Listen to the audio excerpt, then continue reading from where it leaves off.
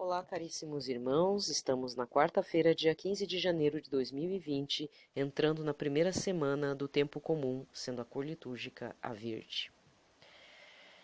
Sejam bem-vindos a este canal, nós vamos fazer então, juntos, a leitura da palavra. Bom, vocês vão ouvir e eu vou fazer a leitura, né?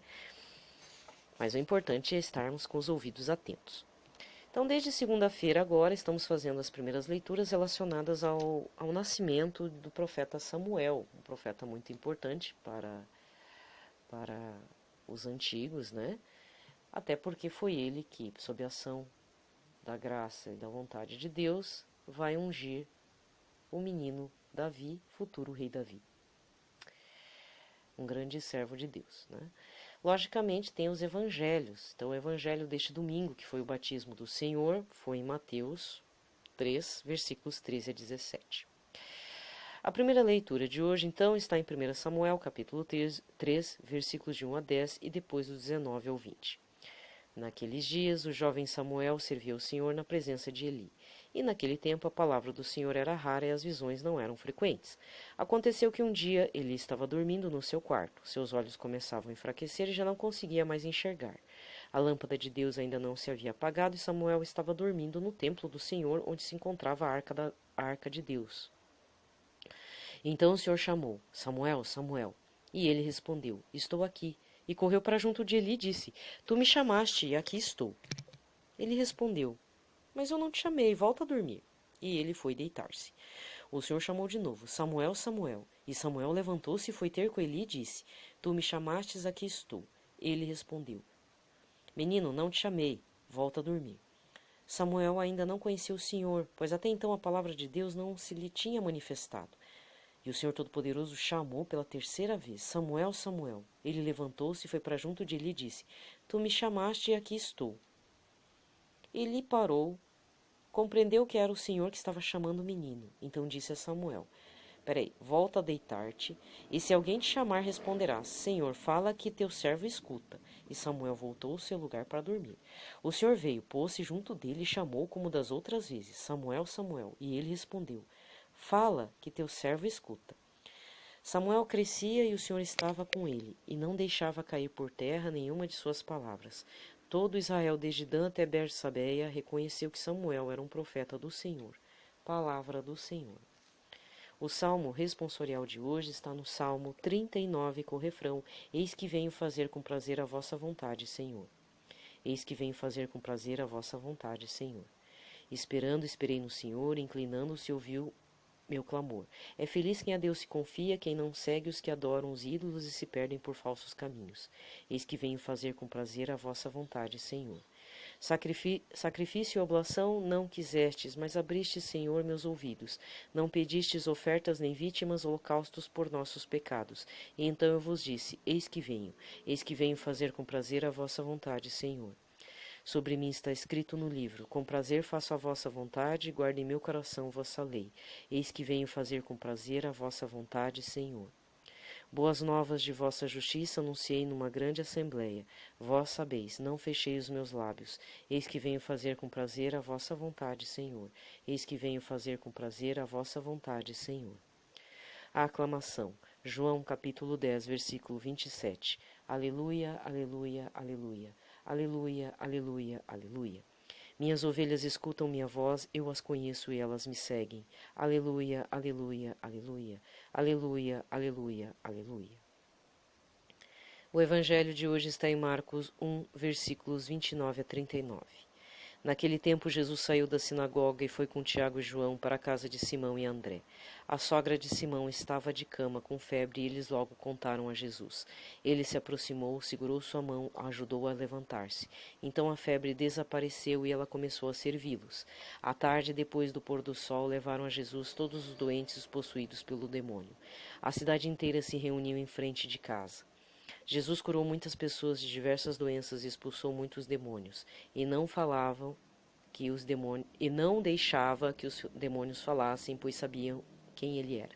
De madrugada, quando ainda estava escuro, Jesus se levantou e foi rezar num lugar deserto. Simão e seus companheiros foram à procura de Jesus. Quando o encontraram, disseram: Todos estão te procurando. Jesus respondeu: Vamos a outros lugares, às aldeias da redondeza. Devo pregar também ali, pois foi para isso que eu vim. E andava por toda a Galiléia, pregando em suas sinagogas e expulsando os demônios. Palavra da salvação. Aqui termina a leitura da liturgia da palavra de hoje. Eu esqueci de fazer o sinal da cruz, então vamos fazer o sinal da cruz aqui no final. Pelo sinal da Santa Cruz, livrai-nos Deus, nosso Senhor, de todos os nossos inimigos. Em nome do Pai, do Filho e do Espírito Santo. Amém. Senhor Jesus, muito obrigada por este momento em que estamos ouvindo a sua palavra. Senhor Deus Todo-Poderoso, e obrigado por ter enviado Jesus em nosso meio, em corpo tangível, tornando-se corpo, sangue e divindade no meio de nós e nos dando a oportunidade da salvação. Amém. Enfim, bem, desde segunda-feira eu estou falando sobre a primeira leitura, porque realmente a primeira leitura ela me toca mais, então é uma questão pessoal de eu estar falando isso. Por outro lado, existe também o Evangelho, que desde ontem acontece uma outra situação, e hoje também. Mas vamos começar com a primeira leitura novamente. Então, você deve estar acompanhando meus áudios, se não, vou pedir que você leia a 1 Samuel, do capítulo 1 até agora, e avance até os outros capítulos, para saber quem é Samuel, como é que a graça de Deus operou no nascimento dele, que isso é muito importante, eu não vou retomar, mas existe um ponto aqui que vou chamar a atenção de vocês e que me causa sempre meditações a respeito. Lembrando, então, vou fazer um breve resumo, vou ter que fazer, né? Nas leituras desde segunda-feira, então, é apresentada a mãe de Ana, casada com o senhor Eucana, mulher estéril, e ela tem uma rival, o senhor Eucana tem uma outra esposa, a Fenema, que tem muitos filhos do senhor Eucana. E essa Fenema, entre todos os outros da aldeia, a humilhavam a senhora Ana por ela ser estéril. Num momento de desespero, quando toda a família, todo ano, vai prestar sacrifícios a Deus e honrar e consagrar o ano, né? O ano da família para o Todo-Poderoso, ela se derrama em lágrimas, chora, coloca todo o seu padecimento e sofrimento por ser estéril, se humilha diante de Deus, fala que ela é uma escrava e diz: Senhor, olhe para mim, não se esqueça do meu sofrimento. Se caso eu tiver um filho, homem, ele será deixado aqui para o santuário para o serviço do templo. Em pouco tempo, né, Ana tem um filho do senhor Eucana, ela fica feliz, então ela está grávida e de alguma forma ela tem certeza que é um menino.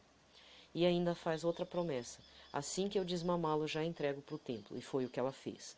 Deus honrou Ana, então aí já um desdobramento, né, em que Ana, depois de ter dado Samuel, ela tem outros filhos com o senhor Eucana. Então aquele opróbio, acho que é o termo esse, aquela humilhação, aquele, não só o sentimento próprio de humilhação, mas aquele rótulo de uma pessoa que não vale nada, né, porque casada e não tem filho, para aquela época não era nada, sai dela. Deus a honra, porque ela cumpriu a promessa também. E hoje, aí vem o ponto de reflexão importante que me chama a atenção, é que como a graça de Deus se manifestou em Ana, esposa de Eucana, foi uma graça grande, porque ela era estéril, Samuel se torna uma pessoa que existe uma intimidade com Samuel desde criança com o Todo-Poderoso. Porque aqui na leitura fala, fazia muito tempo que o Senhor não se manifestava no meio do povo ou no meio dos profetas. Isso até estava deixando o povo preocupado. E de repente, Eli, que era o chefe dali, o mais velho, e já não estava enxergando direito, demorou a perceber que Samuel estava ouvindo a voz do Senhor, porque ele era filho, não era só filho de Ana, mas era filho da fé, de uma fé da sua mãe, Ana, sob a ação da graça de Deus. E sob essa ação, a vontade de Deus começou a se manifestar nele, e uma das manifestações é ouvir a voz de Deus. É fazer essa conexão, né? E aí começa o ministério de Samuel. O que eu estou querendo dizer com isso? É muito importante fazer a consagração dos nossos filhos ou da nossa família para Deus, para o Senhor Jesus. Perder, a gente não perde nada, desculpa, eu vou abrir um parênteses aqui. Então, essa experiência de consagrar ao Sagrado Coração de Jesus, ao Imaculado Coração de Maria, de repente um gesto simples, como eu falei ontem no áudio, que o padre Duarte já comentou, isso é público, ele falou num acampamento, de alguns anos atrás, acho que foi em 2016, em que o pai dele o consagrou a uma imagem de Nossa Senhora dentro da igreja logo após o batismo. Faz toda a diferença. De repente, você que é mãe, você que é pai, está rezando, que se façam novas vocações, novos sacerdotes, novas freiras aqui para a igreja, porque precisa, porque a messe é grande e os trabalhadores são poucos, não é assim? Eu já vi um relato dentro do canal de notícias católico, aleteia.pt, ele é lá de Portugal, muito bacana, em que existia um testemunho de um senhor que sempre rezava assim, sempre, todas as orações. Senhor, ampliai, dai trabalhadores para a sua messe, porque é muito trabalho, né? O que aconteceu? A filha dele se tornou freira e ele se sentiu contrariado, o pai. No fundo mesmo, ele declarava que os filhos dos outros é que podem ser freira e pode ser padre, mas filha minha, filho meu, não. Então, é necessário mudar essa concepção. Sempre houve trabalho para a messe do Senhor, mas e como é que a gente está rezando? Como é que a gente tem capacidade de rezar algo assim? Fornecer mais trabalhadores para a sua messe, se a gente não está disposto a ceder um sobrinho, uma sobrinha, um filho, uma filha, um neto.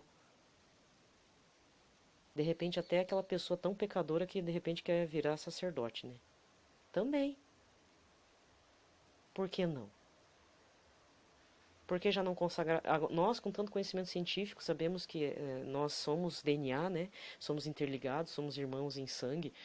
Fator RH aí também. Por que não rezar então? Não, se eu tiver um parente, né? Que ele receba, seja como de bênção, já consagre.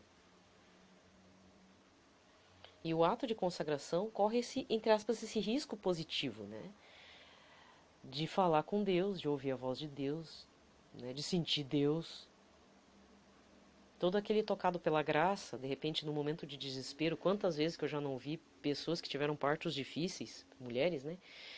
E que consagraram seus filhos no momento de desespero para um santo, para Jesus, para Nossa Senhora, e deu tudo certo. O Monsenhor Jonas Abib é um caso. Ele não estava, ele se não me engano é filho mais novo, se não me engano, foi um parto difícil, geralmente o filho temporão, o caçula, geralmente já é um filho que pode estar vindo com um cordão umbilical, alguma coisa, e naquela época era parto normal. Foram horas e horas, a mãe dele já não aguentava mais, não sabia nem se o menino ia nascer, e de repente ela ouviu uma conversa do cunhado dela com o marido, dizendo, não, existe um santo chamado Bosco, São João Bosco, né? Tem um santo com o nome que eu tenho, uma coisa assim. E aí ela estava lá no leito, já quase desfalecendo, pegou essa conversa pelas metades e falou, olha, santo, eu não conheço o senhor, São Dom Bosco, né? Eu não conheço o senhor, mas eu consagro esse meu filho, se for um menino, para o senhor, porque tá difícil, eu não estou conseguindo, eu vou morrer junto com o menino, ou com a criança, né? Se for menino, ele vai ter seu nome, ele vai ser consagrado ao Senhor. Pelo menos o nome não foi, né? Mas ele vai ser consagrado ao Senhor. Não deu outra, né? Quem é o Monsenhor Jonas Abib? Qualquer coisa, procure saber sobre a história de vida dele. Tem outros padres que eu conheço que também têm histórias de terem no momento de um parto deles difícil, veio com cordão umbilical enroscado no pescoço. Conheço 2 padres assim, viraram padres. Então, nesse momento, a mãe deles tiveram que fazer um ato no momento de desespero, uma consagração, seja a Nossa Senhora do Perpétuo Socorro, seja para Nossa Senhora Aparecida, várias outras crianças que no final se tornaram pregadores, membros de comunidade, né? E se não, se andaram se perdendo, a conversão também foi importante, né? Aí eu falo por mim também. Eu me perdi bastante, mas eu sou consagrada a Nossa Senhora do Carmo nem porque eu quis. É uma questão pessoal, né? Então, o lado, não vou dizer misterioso, Mas o extraordinário de Deus se faz no meio de pessoas consagradas já desde tenras, né? Desde tenra idade. Muitas vezes nem fizeram a celulinha, o feto crescer, e já é importante fazer essa consagração. Esse é um ponto. Para não ficar muito longo, vou partir para o segundo ponto, que tem a ver com o Evangelho. Desde o Evangelho de ontem, quem é que reconhece Jesus como o Santo de Deus, como o Messias prometido? Por incrível que pareça, os espíritos malignos, o demônio. Jesus expulsou um espírito maligno de um homem, e não é o homem, ele só se usou do corpo do homem e falou: você é o Santo de Deus, o que queres aqui? Ou seja, meio que dizendo, né? Olha como é que o demônio é cruel, né? Reconhece Jesus como Messias e ainda fala: o que você veio fazer aqui, interrompendo nossos interesses, nossa vida, nossos negócios? Toda vez que eu vejo essa passagem do Evangelho de ontem, né, o Evangelho de ontem foi Marcos 1, versículos 21b a 28, no versículo 24, que queres de nós, Jesus Nazareno? Vieste para nos destruir? Eu sei quem tu és o Santo de Deus. E o que Jesus fala? Cala-te e expulsa imediatamente. Aliás, Jesus tem um ato assim de rompante mesmo, nem deixa o demônio falar. Mas essa fala do demônio, toda vez eu penso: como é que o demônio tem coragem de falar para Jesus: o que você veio fazer aqui, interrompendo nossa vida, nossos negócios, nosso lado egoísta? Olha que afronta, para ver como é demônio mesmo, né? A gente realmente não pode ter uma vida pactuada com o demônio, com as coisas do mundo, porque ele é afrontoso, ele é nojento. Depois, se você faz uma reflexão melhor a esse respeito, quando chega lá, Jesus é tentado no deserto depois de ter ficado 40 dias, né? Aí você vê que aquela forma maliciosa de fala macia é uma afronta. O demônio é afrontoso, é nojento. Ele tem capacidade de fazer isso com o Filho de Deus. Ele não respeita Jesus. E, logicamente, não respeita nós que cremos em Jesus. Então, a gente não precisa ficar preocupado com relação a isso. Outro detalhe importante que aí tem a ver com o Evangelho de hoje, Marcos 1, 29 e 39, é que todos os possuídos pelos demônios eram curados, e esses demônios reconheciam Jesus como o Senhor, né, como o Filho de Deus, o Filho unigênito do Senhor Todo-Poderoso. Então eu fico por aqui. Vou deixar vocês em aberto para meditar. Porque assim, eu medito dessa forma, por isso que eu exponho. Mas eu não quero que você acredite no que eu estou falando. Eu quero que você faça a experiência da liturgia da palavra, faça o estudo da palavra, adentre na palavra, porque você vai ter outras percepções que eu não estou tendo, você vai ter, né? E você, de repente, quando vê, já está propagando o evangelho até na fila do pão, na fila do banco, né? É assim, tem gente que é assim. A gente evangeliza até na fila de pagar conta, na fila da carne. Então vamos transmitir Jesus dessa forma. E assim, por que eu estou falando um pouco nesse ponto sobre a questão do demônio afrontoso? Infelizmente é assim. Eu gosto muito de quadrinhos, aí eu vou contar uma coisa minha. Eu gosto muito de quadrinhos, sigo alguns artistas, assim, artistas plásticos, artistas quadrinistas, que fazem quadrinhos para criança ou para adultos, mas de uma forma leve, muito bacana. E recentemente eu tenho visto uma quantidade absurda mesmo. Não, tem alguns que são sempre, criaram até personagens assim, mas tem outros que criam personagens aleatórios, que fazem referência ao demônio, em suas obras. Tem um que eu gostava bastante, porque eu achava que a história era só de um anjinho. É um mangá, na verdade, o artista é oriental, não sei se é japonês ou coreano. Só que, no final, eu fui verificar, nessa história do anjinho, esse anjinho se apaixona por um demônio mais velho. É demônio porque tem o chifrinho, tem a asinha também. E o anjinho tem a auréola, né? Não dá, né? Eu já renunciei a muitas coisas, né? E aí, poxa, você vê uma coisa dessa, claro que tem que perdoar a pessoa, porque a pessoa é do mundo. Deve achar muito bonitinho ficar juntando anjo com demônio, né? Outra situação foi um aqui do Brasil, o rapaz, acho que quis... Enfim, ele achou que era uma coisa, uma brincadeira, e colocou no meio do papo que o personagem principal foi possuído pelo demônio momentaneamente. Aquilo eu não gostei. Não gostei. Não deixei de seguir a pessoa, mas eu parei de interagir, porque e voltou o tema algumas vezes desse demônio ter ajudado uma pessoa da família, e algumas coisas assim.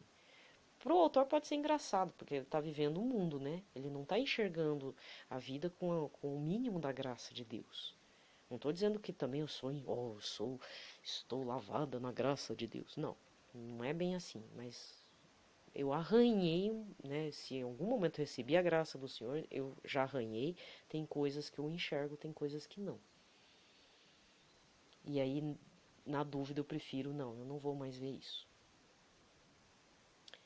Tem até um outro quadrinista, um criador de história em quadrinhos, que o personagem dele é um demôniozinho e faz reflexões filosóficas. É bem bacana tudo, mas não dá pra seguir, não dá pra acompanhar muito por causa do personagem.